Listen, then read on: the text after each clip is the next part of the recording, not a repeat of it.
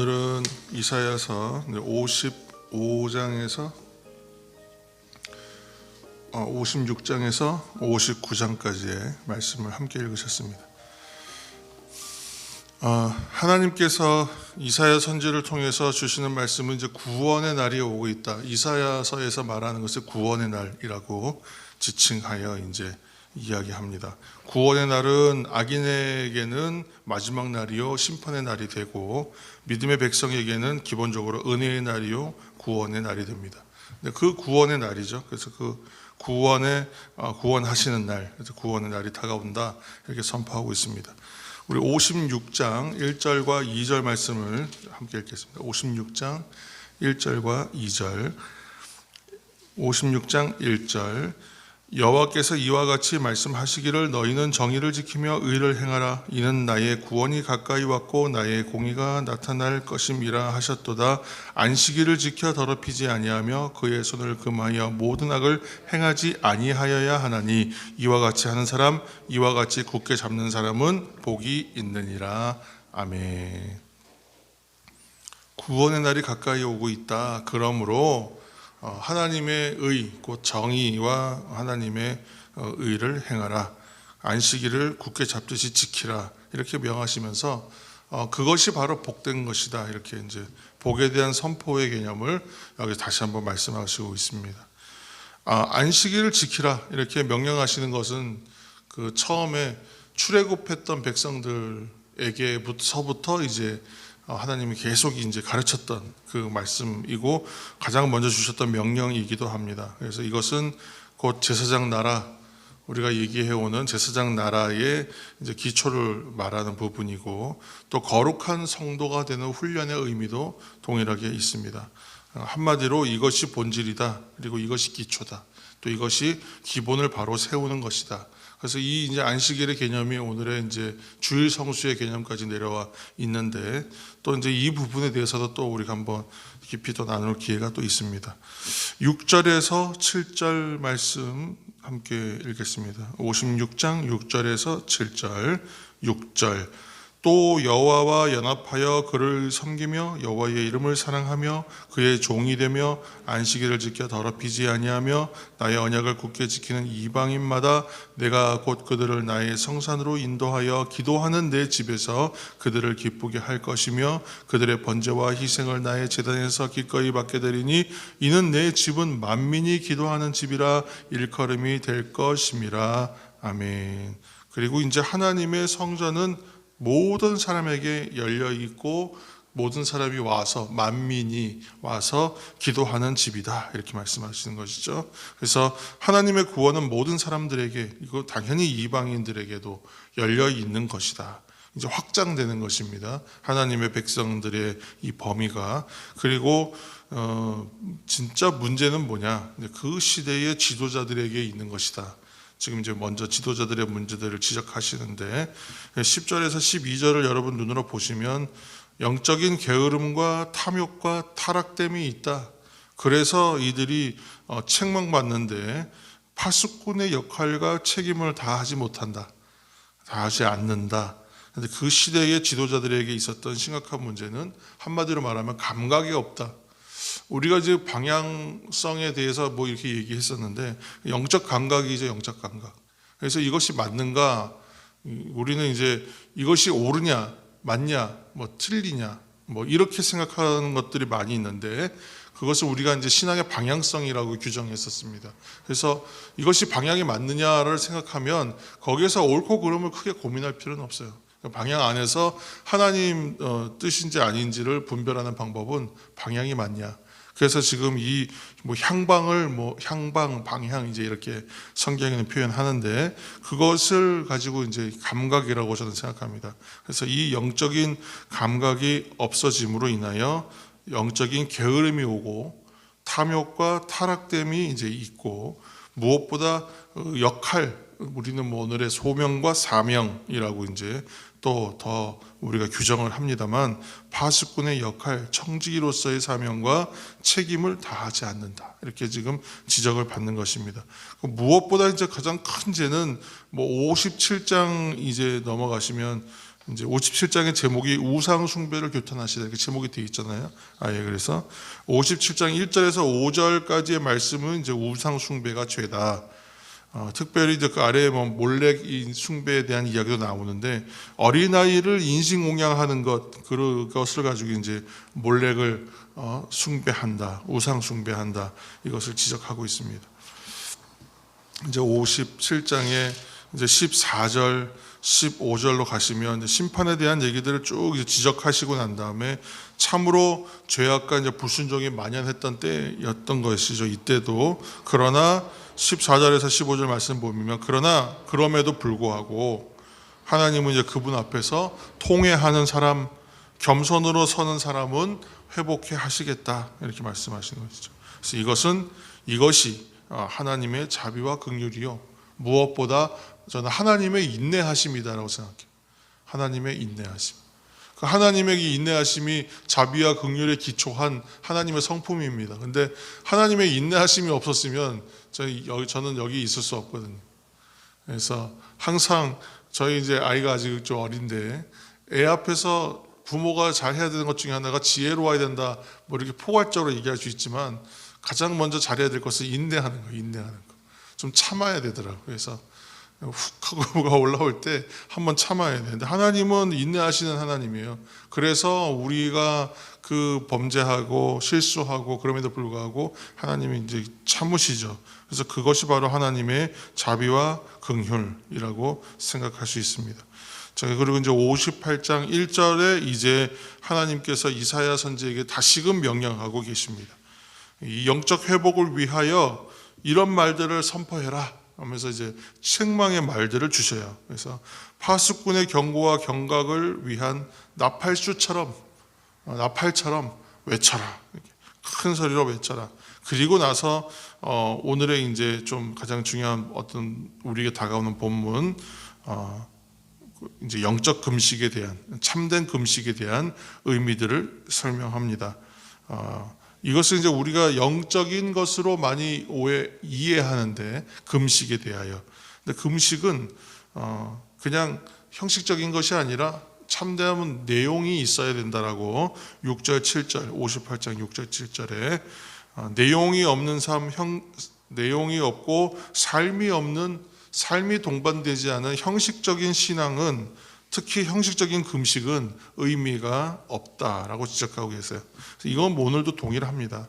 그래서 어떤 좀 그 기도나 특히 금식 기도를 어떤 하나의 수단으로 여기는 경우가 이제 오해가 좀 있습니다. 뭐 너무 절박하고 너무 긴급해서 그렇겠지만 그러나 하나님께서 말씀하시는 신앙의 의미와 뭐 금식 기도의 뭐 세부적인 의미만 해도 그 뜻이 우리가 생각하는 것과는 좀 방향이 좀 다를 때가 있죠. 그래서 오늘날도 그러한 신앙의 기초와 방법들은 역시 하나님 안에서 방향성 안에서 찾아야 된다. 하나님이 진짜 원하시는 것이 무엇인가를 알기 위하여 우리가 말씀 묵상 가까이 하는 이유는 우리가 그렇게 생각처럼 쉽게 삶에서 캐치하기가 어렵다.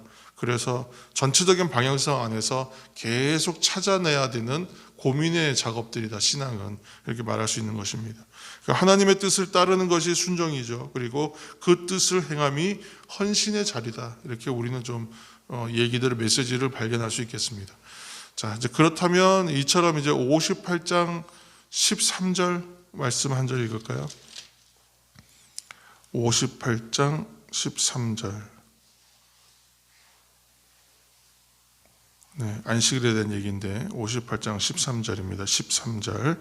만일 안식일에 내 발을 금하여 내 성일의 오락을 행하지 아니하고 안식일을 일컬어 즐거운 날이라 여호와의 성일을 존귀한 날이라 하여 이를 존귀하게 여기고 내 길로 행하지 아니하며 내 오락을 구하지 아니하면 사사로운 말을 하지 아니하면 14절도 읽겠습니다. 내가 여호와 안에서 즐거움을 얻을 것이라 내가 너를 땅의 높은 곳에 올리고 내 조상 야곱의 기업으로 기르리라 여호와의 입의 말씀이니라. 아멘.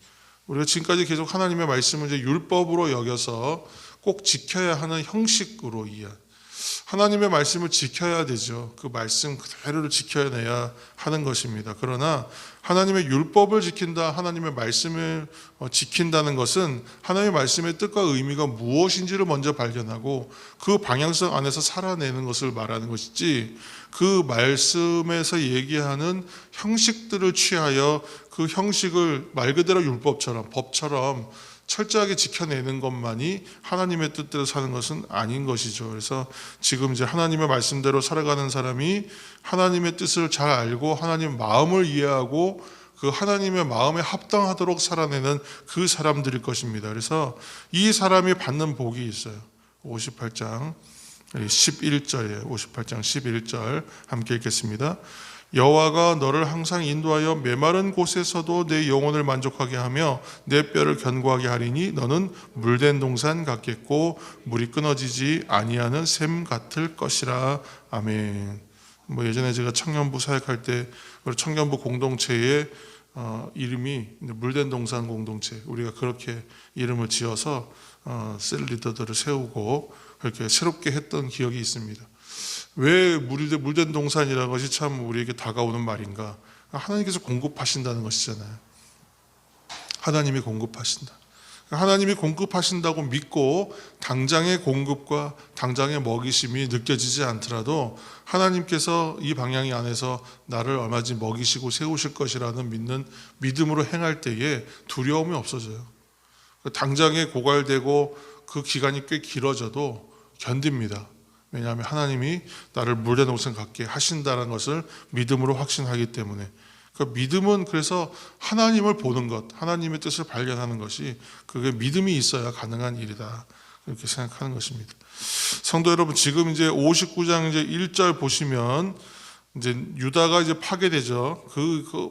지금 유다가 이스라엘이 이제 파괴되고 멸망하는 것은 외부의 힘에 의해서 이루어지는 것은 맞아요. 그러나 이것이 하나님의 힘이 없어서, 하나님의 힘이 부족해서는 아니다라는 것입니다. 1절 말씀은. 그래서 2절에 뭐라고 말씀하시면 이거는 죄 때문이다.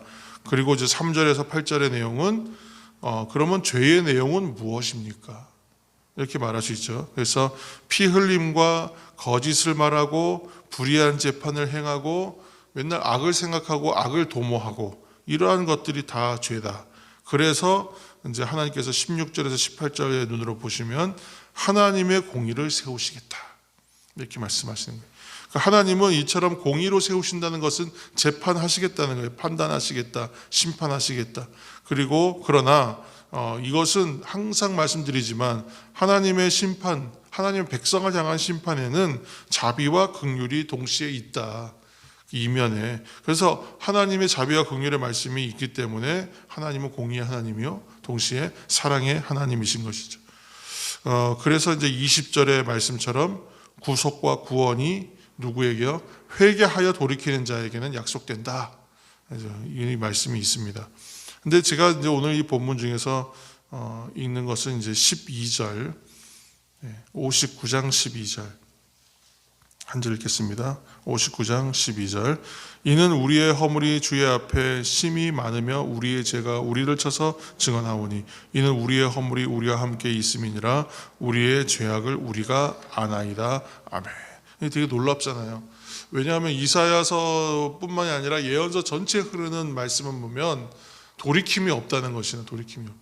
그럼에도 불구하고 돌이킴이 없어서, 그럼에도 불구하고 깨닫지 못하여 멸망의 길로 가는 그 모습만 우리가 주구장창 보아왔습니다. 사실 그랬는데 오늘 이제 12절 말씀은 잘 보시면 죄의 지적에 대하여 인정하고 있어요.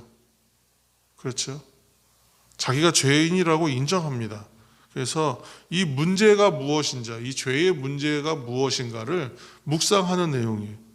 그 결과 뭐라고 얘기하냐면 13절에 우리가 여호와를 거역하였다, 이렇게 얘기해요. 그리고 이제 15절에 보시면 이제 그런데 좀 이런 핑계도 있죠. 세상과 사회가 잘못되어서, 환경이 그랬기 때문에 그랬다. 성실이 없고 정의가 없기 때문에. 근데 이것 보면 어떤 생각이 드냐면, 어떤 문제에 대해서 지적을 받았을 때에 그 문제의 원인을 다른 곳으로 돌리는, 내 문제로 순수하게 내 문제로 여기지 못하고 자꾸 이제 한마디로 말하면 남 탓하고 환경 탓하고 다른 사람 탓하는 것. 오늘날 제일 잘하는 게 그거 아닙니까? 문제 지적할 때에 누구누구가 잘못했다. 거기에는 뭐가 빠지냐면 내가 빠져요. 그런데 이러한 사회, 이러한 환경, 이러한 일들이 만들어지는데 나도 일조했거든요. 그런데 거기에서 나는 다 빠져요. 그래서 철저하게 다른 사람 비판하고 다른 사람 공격하고 다른 어떤 기관이나 다른 사회를 이렇게 조직들을 비판하는 것을 보게 됩니다. 그러나 그 사회가 그렇게 되는 데에는 나도 하나의 구성원으로서 책임이 없다고 할 수 없어요. 노력했을지라도 그래요. 그런데 노력하지 않았다면 그 말을 할 수 없잖아요. 더더군다나. 그리고 그런 세상에서 하나님이 슬퍼하시는 것이 있다. 밑에 쭉 말씀이 나오시는데, 왜냐하면 그런 세상에서 정직하게 살고 하나님의 뜻으로 살았을 때 오히려 피해를 본다는 거예요. 그것을 보시면서 하나님이 슬퍼하신다. 그러니까 사람들은 문제에 대해서 비판하고 다른 사람의 문제라고 얘기하고 막 이렇게 하지만 그럴 필요가 없다. 왜냐하면 하나님께서는 그러한 환경과 어려운 죄악 속에 있거나 뭐 그런 문제 속에 있었지만 그럼에도 불구하고 하나님의 뜻대로 살려고 했던 사람들을 하나님 보고 계신다는 얘기예요. 그렇기 때문에 그 사람들이 오히려 그 속에서 정직하게 살고 하나님 뜻대로 살아내려고 하다 보니까 피해를 당하고 손해를 보고 상처를 당하면 하나님이 그것을 슬퍼하신다라고 지금 말씀하고 있습니다. 사랑하는 성도 여러분, 16절에서 18절까지 그래서 하나님께서 이 슬프고 괴로우심 때문에 직접 하나님께서 개입하신다 말씀하시는 거예요. 내가 직접 하겠다. 왜냐하면 그런 중재자가 없다는 것이 의아하시다는 거예요. 이러한 환경인데도 불구하고 이러한 사람이 없구나. 근데 그렇게 말씀하시는 거죠. 처음에 이제 이사야를 부르실 때에 어떤 그런 말씀과 비슷한 것입니다. 그래서 이제 20절에 구속자가 오신다. 약속의 말씀이 또 다시 회복되는 거예요. 그리고 회개하는 자에게 오신다. 이제 결론을 맺겠습니다. 그래서 죄의 문제 앞에서 우리가 회개하면 단순하게 봤을 때는 우리가 죄의 문제 앞에서 회개하면 회복과 축복이 반드시 온다는 것을 여러분 기억하시기 바랍니다. 이것은 이제 21절에 나오는 얘기처럼 변함이 없는 하나님의 언약이다. 이거는 뭐 변할 수가 없는 하나님의 언약이다. 하나님은 신실하시다 그랬습니다. 결코 변함이 없으세요. 그 하나님은. 그래서 우리와 죄와 허물과 나의 실수가 있습니다. 그러나 이것은 결코 하나님의 사랑을 이기는 것들이 못 돼요. 조건이. 이 말을 잘 기억해야 돼요. 우리의 죄와 허물이 나의 실수가 결코 하나님의 사랑을 이길 수가 없다. 예전에 유명한 하용조 목사님이 주셨던 말씀 가운데 기억이 나는 말씀. 죄와 허물과 나의 실수가 결코 하나님의 사랑을 결코 이길 수가 없다. 그 말이 얼마나 위로가 되는지 몰라요. 하나님은 그래서 영원토록 신실하신 하나님이라는 것을 여러분 기억하시는 우리 새벽이 되시기를 예수님의 이름으로 축원합니다. 함께 하나님의 은혜를 생각하시고 말씀을 기억하시면서 기도해 주시기 바랍니다. 함께 기도하시고 또 중보하겠습니다.